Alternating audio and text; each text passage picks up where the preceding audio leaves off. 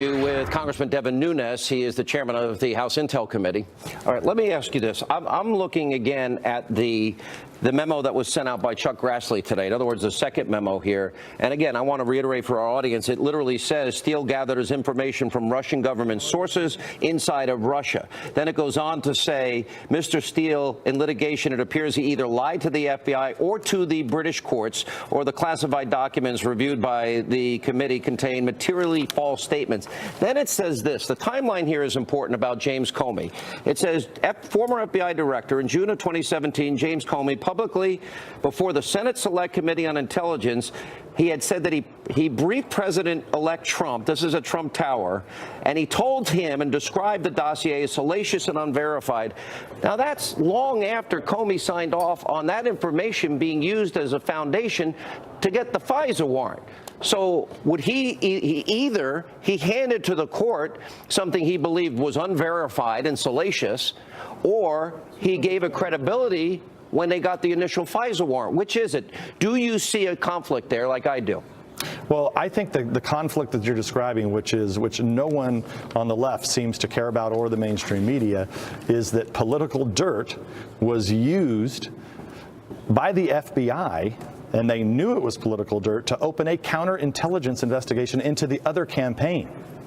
That's what people, I just can't believe that people on the other side are not furious about this. But look, I have faith in the American people. I think that a majority of Americans ultimately will make the determination that using political dirt by the FBI on the opposing campaign is a place that we won't go. And I'll tell you, I think that my colleagues here in the House, I mean, they're furious about this, as they should be.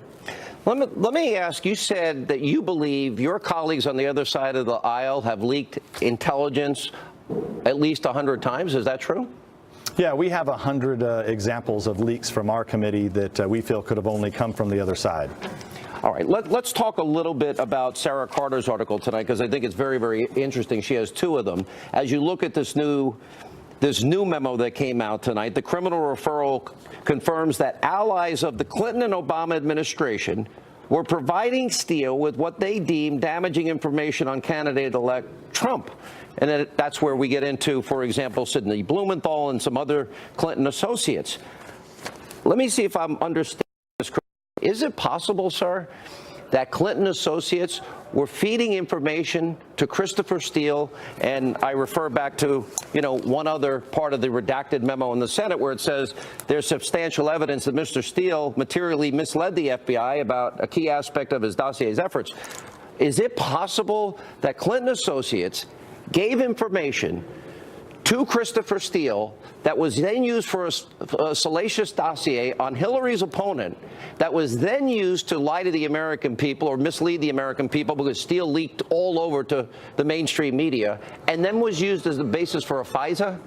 Is that possible, that some of the information came from Clinton's own people to Steele? You're not gonna like this answer, Sean, but it's the one I have to give you. Partially why that's redacted. Senator Grassley's letter is redacted, and it's still, whatever is there is classified, and we can't get into the classified nature of it. Can I read you the unredacted part? But I can. Well, what I can tell you is this: we have an active investigation into the State Department that has been ongoing for a while now, and as soon as we can get that information out, we will, as the investigation unfolds. I haven't been wrong yet, Congressman, in all of this. How is it possible? And this is my final question. Look, I could keep you on the air for the full hour. How is it possible that this is happening in the United States of America? That is all of this combined, that you have Russian information from apparently a known liar who has Russian paid sources, that then it's paid for by one campaign, and that's bad enough. That takes it up to another notch. So you have Russian lies propaganda paid for by one candidate. Then that paid propaganda is used to go before a FISA court.